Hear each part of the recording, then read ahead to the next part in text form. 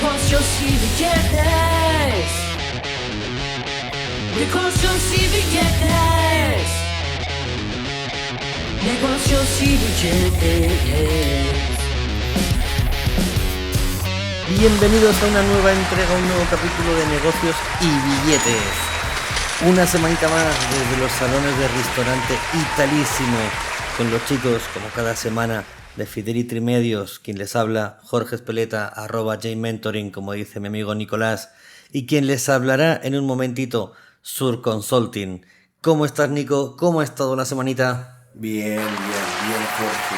Bien ajetreado, con algunos clientes bien potentes, así que dando para arriba. Eso es bueno. Y de temas potentes, hoy vamos a hablar de un tema potente, de un tema que yo creo que a más de uno le va a poder levantar ronchas. La ética. La ética en los negocios, la ética empresarial. Complejo eso. Buenos días, tardes, noches o a la hora que nos escuchen. Ojalá sea muy bueno. Ojalá que pueda ser algo interesante, porque la ética, al menos cuando yo en el Magíster de Finanzas estudié ética, fue... quizás no es lo tan interesante, pero hoy en día, 13 años después, no quiero hacer ningún negocio con alguien que no tenga una ética al menos igual a la mía o superior, porque evidentemente eso es parte de los valores, y esos valores con los que crece la empresa en el largo plazo son cimientos que si se trastocan al principio no van a seguir o no van a llegar a ningún camino en el futuro. Entonces creo que es un tema súper importante, no solamente la ética financiera o contable, que es mi área, pero sí o sí tener ética en negocios, como no robarse clientes de la competencia, más allá de los acuerdos de no competir, etcétera, como tener algo incluso por encima del estándar de la ley. La ley es el mínimo, pero la ética tiene que estar muy por encima de la ley. Así es. Y si hablamos más que hablamos, si vamos a la RAE y buscamos qué es la ética, ¿vale? Lo que nos dice, como reitero, como nos dice la RAE, es que sucede en la comunicación intelectual o efectiva entre dos o más sujetos. Esto, como siempre que nos vamos a la RAE en los podcasts, no hay quien lo entienda. Pero ya has dado una pincelada, Nico, de qué es la ética. Pero profundicemos un poquito más. Profundicemos un poco más sobre la ética, sí o sí. La ética profesional, sobre todo, son los principios y reglas comunes que tienen las personas y sobre todo las empresas para tomar ciertas decisiones.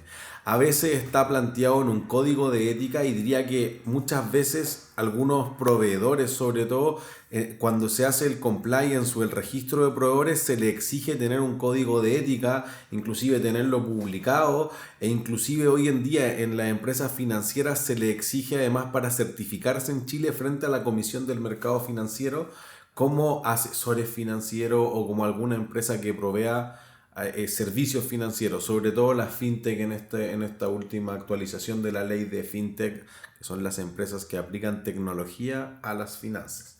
Entonces siempre esa ética es en pro de no pasar a llevar a nadie o de no vulnerar derechos, y que la entrega que se haga de productos o servicios se haga bien, que los colaboradores estén bien, que exista un buen clima laboral, que en general todos los stakeholders, los grupos de interés como proveedores, como clientes, como eventuales inversionistas, tengan un estándar que va por encima del mínimo que podría ser el legal, pero que sea un ambiente de grata y sana convivencia. Así es. Y al final toda ética tiene que estar basada en unos principios, en unos valores, ¿no? Y si bien no todas las profesiones tienen un código de ética, nosotros tenemos nuestro código de ética dentro de la organización de empresarios a la que pertenecemos. Los abogados tienen un código de ética y ellos lo tienen muy arraigado. De hecho, en algún momento hablaremos con unos grandes amigos, con el despacho García Parot, ¿vale? Y ellos, aparte de que hoy creo que van a salir varias veces nombrados, porque es un tema muy... es un tema que tiene mucho que ver, ¿no? De la mano legal. Es uno de los oficios, uno de los trabajos o de las profesiones que tienen un código de ética más más arraigado, ¿vale? Pero si hablamos de la ética profesional, cuando nosotros tenemos que entender a cuál nos adherimos, ¿no? Si nos adherimos a la occidental, ¿vale? Que aunque no lo sepan, los orientales tienen un código de ética distinto, ¿vale? Eso se refleja cuando haces negocios con ellos, cuando empiezas a hablar con ellos, cuando tienes una relación con ellos ya más cercana y en lo laboral, tienen unos códigos completamente diferentes, tienen otras formalidades, tienen otros valores, es muy distinto a lo que tenemos los occidentales, ¿no? En nuestro caso, en el caso de los occidentales, son el respeto, la tolerancia, la verdad, la libertad, la honestidad, la responsabilidad, el bien social, la legalidad, la seguridad, la justicia, y podríamos hablar de un montón de ellos. Totalmente. Yo creo que ahí es sumamente importante en distintos aspectos. Obviamente de la filosofía empiezan a derivar todos los conceptos de ética, etcétera, pero aplicado a las empresas, para no ser tan teórico, es sumamente importante porque creo que particularmente la ética siempre va muy cercana a la contabilidad y a las finanzas, porque son cifras que las empresas muchas veces tienen que entregar para levantar un préstamo, para hacer un aumento de capital, y que los que firman eso o los que certifican, inclusive si no estuvieran firmados, pero que hay alta gerencia, hay inversionistas, hay bancos que creen en esa información, entonces el estándar ético tiene que ser mucho más. Y pasa, yo creo que hay una presión importante y a mí me tocan muchas discusiones con nuestro equipo cuando el cliente dice, oye, ¿y no hay alguna otra forma de tener más ingresos? Sí, claro, vende más o cobra más, pero no es imposible, o al menos eso es lo que tratamos de inculcar en nuestro equipo, pero estas cifras no se pueden inventar y ha pasado mucho en la historia que las políticas contables se manoseen, por decirlo de alguna forma. Yo creo que lo decíamos hace algunos capítulos, que contabilidades o tipos de contabilidades en general hay 3, pero uno podría pensar en 4. Está la contabilidad tributaria, que sirve para tributar, para pagar impuestos. Está la contabilidad financiera, que tiene un sentido financiero para las grandes decisiones que toman las finanzas, pero sobre todo para presentar a inversionistas, acreedores, para conseguir capital. Eso es lo que dice el marco conceptual de la información financiera. Y está la contabilidad de gestión o estratégica o gerencial, que te sirve para tomar decisiones gerenciales. Pero no existe, pero a veces se nombra que existe una cuarta, la contabilidad creativa. Cuando usted escucha el concepto de contabilidad creativa o contabilidad agresiva o demasiado agresiva le llaman en Estados Unidos a veces en inglés, es que los contadores están poniéndose creativos para manipular los libros, cocinar los libros, el concepto en inglés de trastocar, mover o tratar de manosear o cambiar las cifras financieras de la empresa para presentar algo que no refleja la realidad de la compañía. Yo ese término lo conocía como cocineros financieros. Totalmente.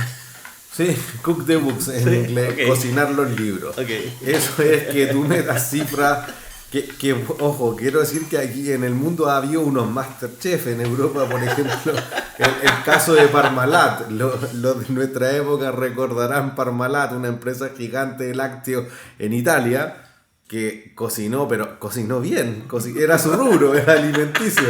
Le metían facturitas, la escaneaban 2 veces, 3 veces, 5 veces y la tiraban a la contabilidad e inflaron los ingresos brutalmente, y todo lo que eran pasivos, las deudas sobre todo, aquellos pasivos que son financieros, que generan intereses, los borraban.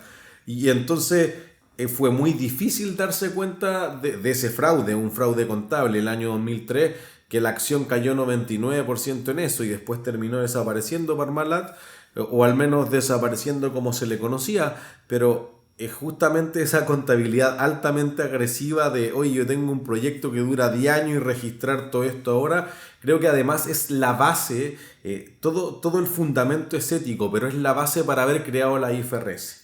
La IFRS surgieron, o la necesidad de crear unas normas internacionales de información financiera en todo el mundo y que lo ocupen más de 160 países, tiene que ver justamente con que Enron y WorldCom hayan sido a principios de los 2000 los mayores fraudes contables en la historia y de las mayores quiebras también. Enron, 60.000 millones de dólares, WorldCom, 100.000 millones de dólares, y que hizo desarrollar una serie de cosas, entre ellos la IFRS, además de otras leyes como la ley SOX, Sarbanes-Oxley en Estados Unidos, que hizo que los directores tuvieran un estándar mucho más alto y se le exigiera en la ley quizás lo que se les debió haber exigido incluso por fuera de la ley, solamente con el código de ética de esa empresa, y eso redundó en el área contable o financiera establecer, valga la redundancia, estándares mucho más altos de lo que se habían establecido antes dentro de las IFRS.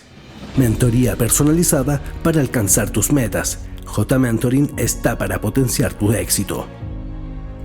Qué curioso, aquí se queda claro que se vulnera por todos lados el tema del respeto. El respeto hacia el trabajo ajeno, el respeto hacia los valores de una empresa, el respeto hacia los accionistas, el respeto hacia todo aquello que tiene que ver. O sea, yo me acuerdo que Parmalat llegó a ser sponsor de un equipo, no me acuerdo de cuál, pero llegó a ser sponsor de un equipo de la liga italiana. Así es, era una empresa gigante. Entonces, por eso que también la ética es, por ejemplo, los mayores sponsors de los equipos de fútbol del mundo, ¿de qué industria provienen? Nada de fútbol. No. O sea, solo recuerdo alguna compañía de aerolíneas. Cierto, pero ¿y los equipos chilenos? Cerveza, Ok. vinos, de la industria. Entonces tú dices, oye, ¿fomento el deporte o fomento el alcohol? Tiene una ambivalencia y eso pasa harto. Entonces, como por eso, por ejemplo, en el reciente mundial, Heineken y Budweiser tuvieron problemas gigantescos porque tú dices, oye, yo auspicio esto porque hay un retorno financiero, evidentemente. Quiero que vendan mi cerveza dentro de los estadios. Sí, pero aquí no se puede vender. Es verdad que Heineken hizo un stand fuera del estadio para verlo con una pantalla gigante y demás, porque dentro del estadio no podían vender alcohol. Y debe haber sido financieramente un retorno horrible. Ahora, el estándar ético puede ser algo distinto. Por eso que en finanzas, sobre todo, el uso de información privilegiada, a pesar de que me gustaría que no fuese así, es infinitamente rentable. Y en Chile, lamentablemente, el riesgo es bajo comparado con Estados Unidos. Una persona que usa información privilegiada en Estados Unidos, que lo han descubierto muchas veces antes de lo que lo han descubierto en Chile, entra el FBI a tu oficina, te quita todo, te meten a la cárcel y después te preguntan si tú usaste información privilegiada o no. En cambio, en Chile, puedes usarla, ganar 3 millones de dólares, que te cobren una multa de solo uno, no te metan a la cárcel y después te elijan presidente de Chile. Eso ha pasado aquí. Entonces, el estándar de la ley puede ser súper bajo. Eso no implica que la ética pueda impedirte hacer eso. Entonces, evidentemente hay una serie de historias y de casos en finanzas y en contabilidad que desafían al menos los estándares éticos de las empresas.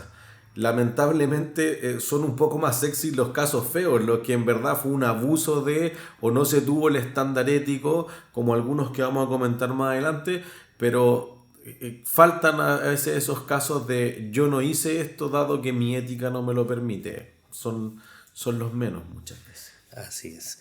Y si seguimos hablando de estos valores éticos, me gusta hablar de la tolerancia, pero entendemos la tolerancia empresarial va por un lado, ¿no? Va cuando hablamos, tiene que mucho que ver con la jurisprudencia laboral, ¿no? Y aquí, como volvemos a decir, los amigos de García Parot nos podrían dar una cátedra, un magisterio, un año entero de conversación, ¿vale? De toda la jurisprudencia laboral que tiene relación con la tolerancia.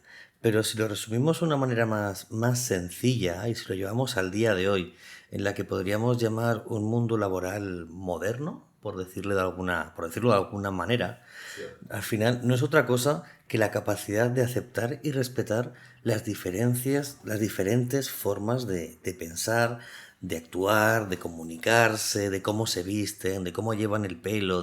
Vale, yo me acuerdo que hace años, cuando tú pasabas o pensabas, ¿vale? En una zona como Shanghái y demás, tú pasabas y todo el mundo iba de corbata, iba lo que se ha conocido siempre como los yuppies, ¿no?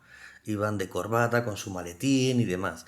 Ahora pasas y ya cada vez hay menos gente de corbata, o ya casi no ves corbatas en Shanghái, y ya casi no ves ni que gente de terno. O sea, tú vas a las oficinas y ves gente en jeans, que hace unos años era impensable que en un despacho de abogados un abogado te recibiera en jeans o no te recibiera en traje y corbata.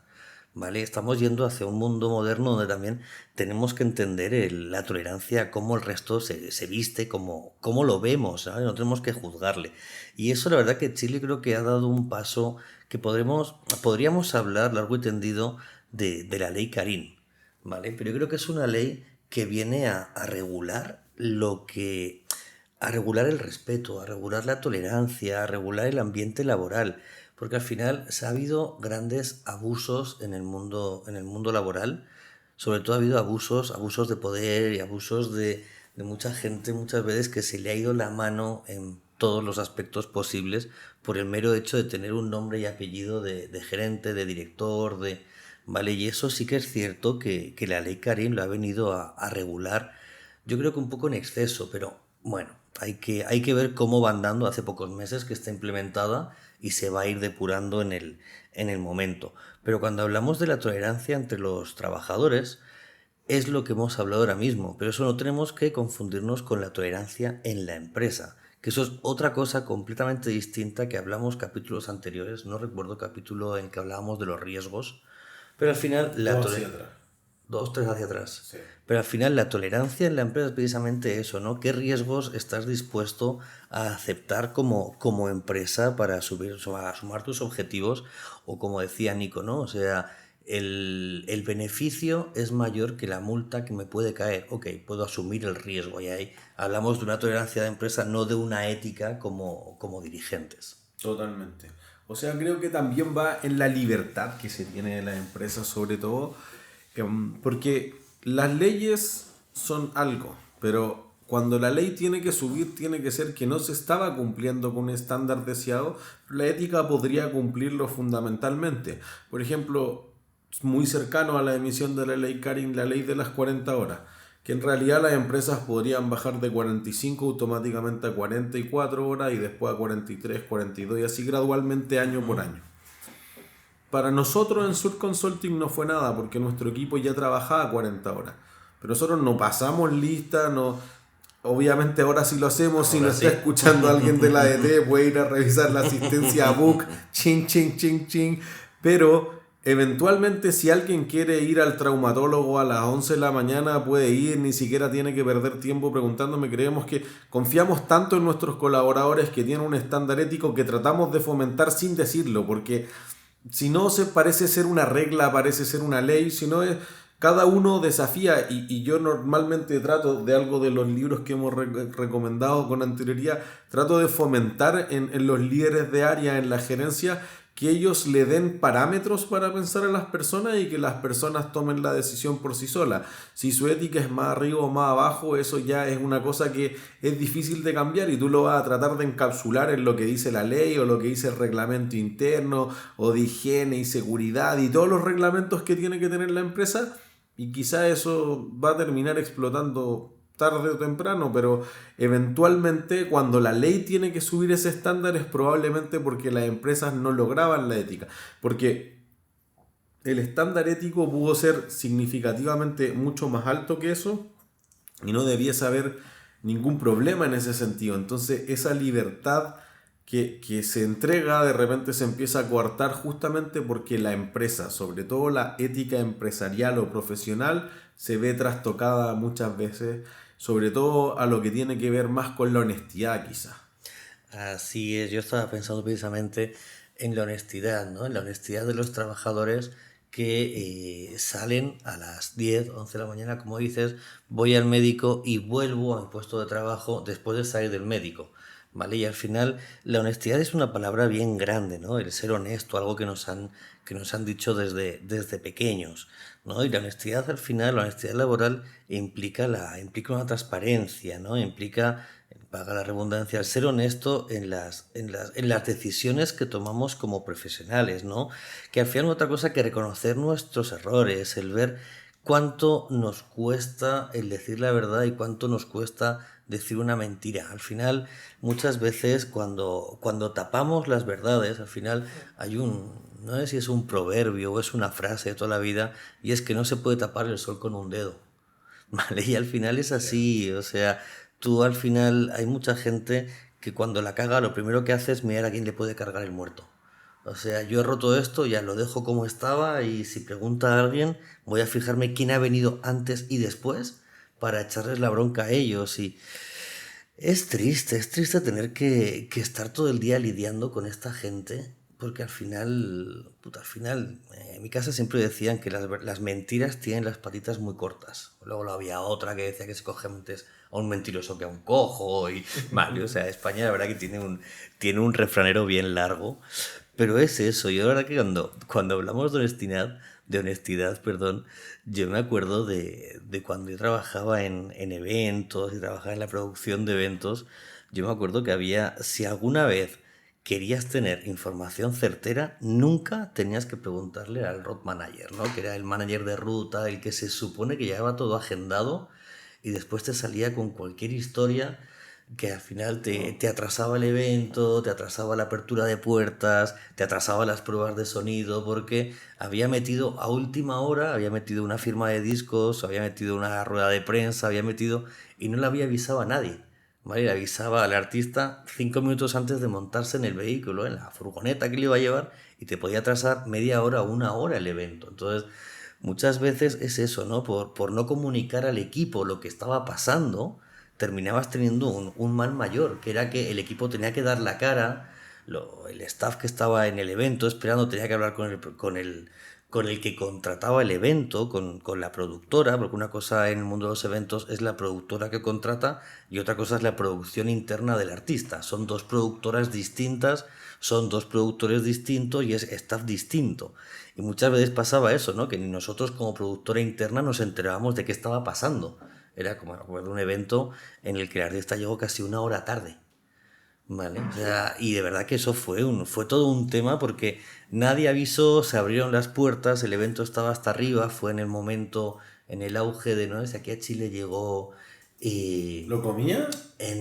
No, bueno, oye, lo comía, vino hace poco, hizo un concierto aquí hace poco. Comía. Me va a matar la cara. Momento Quería musical. que tiraran esto hace 10 capítulos. Momento musical.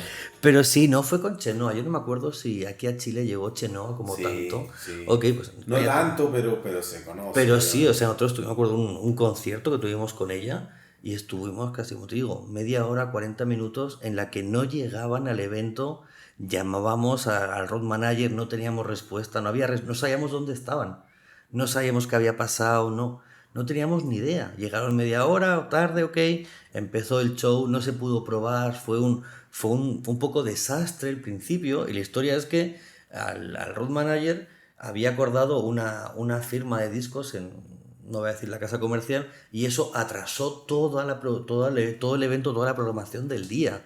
Y al final ahí tenemos un claro ejemplo de honestidad entre comillas, ¿no? Podría decir, ya, pero eso no es tanta...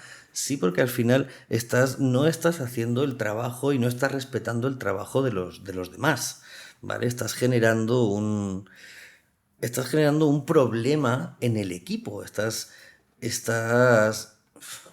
¿cómo podríamos decirlo? Estás puteando al equipo, claramente. O sea, claramente le estás pasando tragos que no tendrían que hacerlo si tú hubieses sido honesto y hubieses lanzado tu calendario y tu programación al día a día en la reunión de pauta.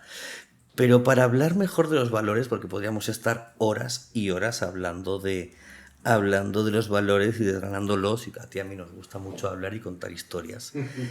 ¿Qué caso se te viene a la cabeza? Un caso de estos que tú pases en la U, que hayáis desgranado, que veamos una vulneración clara a la ética, a los valores. Todavía ninguno de mis clientes. No es solamente que le vendí y me lo impidan contar, pero sinceramente no tenemos alguno. Pero me pasa harto, yo en el Magíster de Finanzas dicto la clase de control de gestión financiera. Y diría que como el 40% del curso habla de cocinar los estados financieros. Entonces los estudiantes como que dicen, ya, un caso. Cuando pasó Enron, después pasó WorldCom, después pasó Gear, P.O.D. Company, que en resumidas cuentas es una empresa que es difícil ver que hubiese un fraude porque el sistema contable reconocía mal, vendían a futuro, lo reconocía como el valor futuro, no el valor presente. Y entonces alguien podría decir, yo no sé cómo se contabiliza, pero se empiezan a dar cuenta los gerentes que uno de los 20 vendedores hacía el 95% de los ingresos de la firma. Y después vendían un producto que es complejo, que son futuros de bonos del tesoro. Pero un futuro es en términos simples, es un contrato que va a vencer en el futuro. Entonces tú dices, oye, yo te compro un bono del Tesoro de Estados Unidos, de la tesorería o de la Fed normalmente, en 3 meses más. Y entonces como es una promesa, tú no tienes que comprar nada hoy día. Y literal eso vale 0 y tú puedes hacerlo todas las veces que quieran porque se hace sobre un valor nocional. Es una noción, no es sobre un valor real. Lo que pasa es que tú puedes cerrar todos los futuros que quieran, pero en algún momento los futuros que cerraba Joseph Jett, que era este trader o vendedor de futuros y bonos del tesoro, era más que todos los bonos del tesoro que existían en la vida. O sea, si yo hubiera tratado de salir a comprar todos los bonos del tesoro de Estados Unidos, que es el activo financiero más transado con mayor volumen en todo el mundo, no existían. Yo no podría haber cumplido con todos los contratos. Entonces, alguien puede hacer vista gorda porque dice es que estamos ganando plata. En teoría, eso es lo que registra el sistema contable. Entonces, como que una de las preguntas del caso de Gear, P.O.D. Company es, se llama como creando beneficio etéreo o utilidades ficticias, pero es, ¿Joseph Jett es culpable? Y después la pregunta es como, ¿es culpable y es sancionable? Porque podría ser culpable a pesar de que no se haya dado cuenta. La línea es muy fina. O el gerente que recibió un bono sobre eso habrá hecho la vista gorda y el gerente del gerente y el caso traspasa porque después esto era una filial de General Electric Capital. Entonces uno dice, oye, hay una empresa gigantesca allí, hoy día ya no es, quizás está dentro de las 100 más grandes, pero en ese momento era de las 10 más grandes del mundo. Entonces uno dice, y ese habrá dicho, esta filial minúscula que es Gear, P.O.D. Company, que la compramos casi que por amor al arte, nos produce esta cantidad de utilidades, pero como todos están viendo un bono, quizás nadie quiso ir a indagar mucho más hasta que esto explotara, ¿se entiende? Que en el ámbito local eventualmente puede ser como la Polar, por ejemplo, o como Penta. Entonces, para cerrar la idea, primero pasa harto que los estudiantes dicen, pero profe, ¿usted no está enseñando a cocinar los estados financieros? No, lo refuerzo. Si no quedó claro en ese curso a mis estudiantes que me oyen, no, pero sí entender qué es lo que se hace para tratar de evitarlo, o cuáles son los cortafuegos que uno tiene que colocar, cuál es el estándar que uno tiene que introducir, y por eso que se han ido diseñando mejores estándares, sobre todo en la contabilidad y en las prácticas financieras, para que eso no vuelva a ocurrir nunca más, sí o sí. Entonces, eso de cocinar los libros al principio puede ser bien complejo. Pero también cuando uno ve el caso La Polar, que en resumidas cuentas La Polar, creo que lo hemos mencionado anteriormente, pero era una empresa que el 9 de junio del año 2011 dice, mira, la mitad de mis activos no existe, que es más o menos 500.000 millones. Entonces te dice, ¿cómo desapareció la mitad de tu activo? ¿O cómo te diste cuenta ahora? ¿Cómo es como que uno llegara de la playa y no están todas las cosas dentro de tu casa? pero eso probablemente no sea la mitad. Tendría que faltar la mitad de la casa. Entonces es como sospechoso, no sabemos. Entonces, y empieza a escarbar. Y realmente si uno va al juicio, no queda claro quién es. Todos echan la culpa, es que yo te envié el Excel, pero el Excel de las cuentas por cobrar tenía 255 columnas y 60.000 filas hacia abajo, que en ese tiempo era lo máximo que soportaba, que se demoraba 20 minutos en abrir, que uno miraba lo que habían presentado en el directorio, y el directorio eran puras fotos de Zabaleta, de la Fernando Urrejola, y nadie veía los números de La Polar. Entonces uno dice, oye, y eso duró mucho tiempo, porque solamente hace un par de años atrás se terminó sancionando al auditorio. Y dijeron, los auditores son los únicos culpables. No, es que la administración me envió información financiera falsa, etc. Bueno, tu trabajo de auditoría es justamente encontrar eso. Sí. Y tú tienes que pagar todo para todas las personas. La multa era baja, pero lo que costaba esto era mucho más de lo que tiene una empresa de servicios como Patrimonio. Entonces fue sumamente complejo es vivir esa situación. Prácticamente Price, que eran los auditores que eran la ruina, tuvo que llegar a una negociación con la FP, que eran los accionistas minoritarios que fueron más dañados en ese momento. Es sumamente compleja. Y evidentemente la gerencia de la Polar se quemó para el resto de su vida, tiene una prohibición de actuar con cualquier empresa IPSA, que son las mayores empresas que cotizan en la bolsa en Chile. Entonces es sumamente complejo desde ese punto de vista cuando tú dices, oye, quizás la ética debió haberte dado un estándar más alto. En Chile como que lo han tratado de impulsar, pero no es tan fuerte como en Estados Unidos esta idea del whistleblower, que es como el que cuenta la copucha de, oye, aquí está ahí un fraude, porque pasa algo muy extraño. Si tú trabajas en el área de finanzas y te das cuenta que el gerente de finanzas está robando plata, ¿a quién le digo? Está difícil. Es el problema. El departamento de auditoría interna, además, en una empresa mal diseñada, ya, imagínense que esto ya ni siquiera funciona para las pymes. Auditoría interna es un sueño. El gerente no es de finanzas, es de administración, de finanzas, de logística, de postventa y todas las anteriores. Entonces, pero una empresa que tenga un departamento de auditoría interna igual depende del gerente de finanzas. Si el gerente de finanzas generalmente es el segundo, está abajo del gerente general, entonces es difícil como detecté esto. ¿A quién le aviso que mi jefe está robando? Simplifica tus finanzas corporativas con Sur Consulting, los especialistas en asesoría financiera. www.surconsulting.cl. Yo recuerdo que hace años, no recuerdo cuánto, antes de la pandemia, si no me equivoco ya, que aquí en Chile salió una ley en la que tú como trabajador, si detectabas que había algún tipo de fraude interno, tú podías denunciarlo de manera anónima y como que Impuestos Internos te reembolsaba o te premiaba por levantar eso. Eso es más o menos la idea del whistleblower en Estados Unidos, como tú lo puedes denunciar al FBI o a la SEC, la Security and Exchange Commission. Perdón si no lo pronuncié bien, Gaby Corner, que me retó nuestra amiga Gaby, que no se dice earnings, se dice earnings. Perdón, cuando dije esa maldita sigla de Levita, dije earnings, se escuchó mal, fue una distorsión del micrófono, que digo earnings. Pero sí, la idea del filtrador de rumores no tiene una traducción tan específica a whistleblower, pero como el que revela el que haya este fraude, tiene una compensación monetaria, porque probablemente lo echen de esa empresa, o esa empresa puede quebrar, entonces va a quedar sin trabajo inevitablemente, y si se sabe, por eso debería ser secreto, es probable que ninguna empresa la quiera contratar. No, obvio, o sea, el riesgo de quemarte a nivel empresarial y sobre todo cuando estás ya en esferas gerenciales, tienes también que tener mucho cuidado en cómo te mueves y cómo trabajas éticamente para evitar quemarte, ¿no? Porque al final ya estás en un nivel, como hablamos tú y yo muchas veces, en una liga de qué eres, perro grande o perro chico, ¿no? Tienes que saber qué tipo de perro eres, qué tipo de can eres, para ver cómo te puedes mover. Y ahí influye mucho la relación ética que tengas con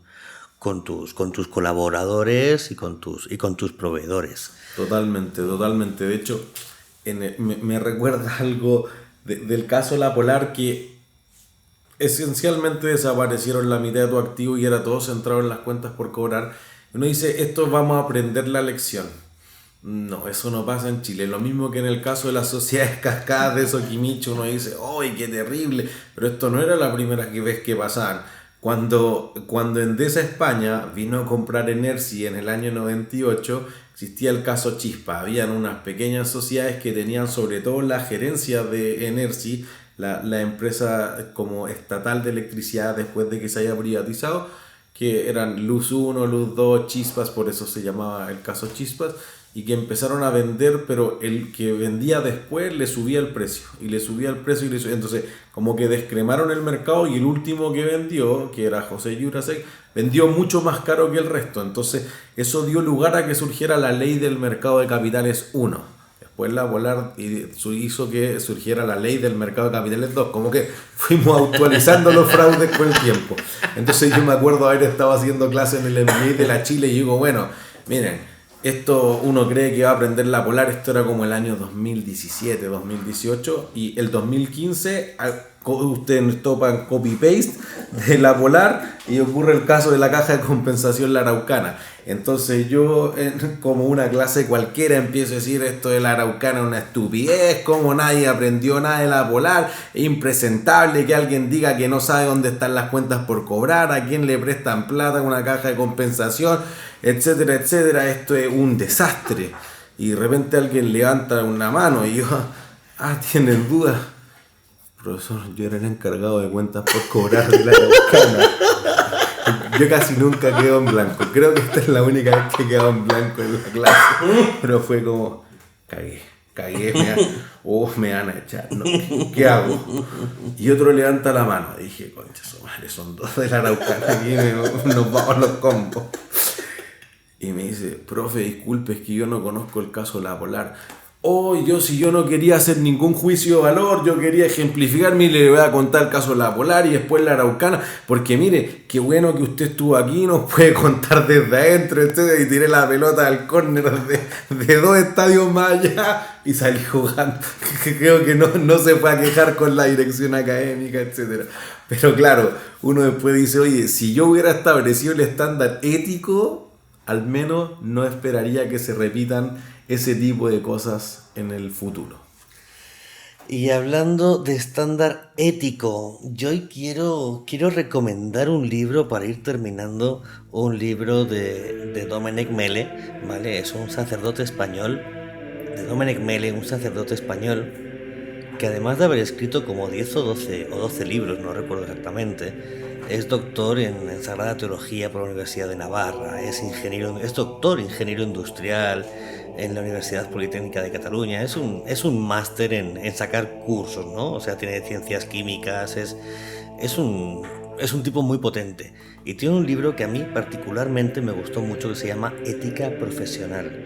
Es un libro de mesilla que todo profesional que busque no solo la excelencia técnica, sino también una integridad ética tiene que leerlo, ¿no? No es un libro pesado, no es un libro religioso, es un libro muy, muy profesional que nos habla sobre todo sobre la importancia de cuando realizamos nuestras actividades tener un compromiso ético, ¿no? Y Domènec aquí nos deja una muy clara enseñanza, o por lo menos así lo tomé yo, que es que la ética profesional es vital para poder lograr el bien común y el desarrollo personal. La verdad que es un libro que recomiendo 100% para que lo podamos buscar. Seguro que en alguna librería en Chile está.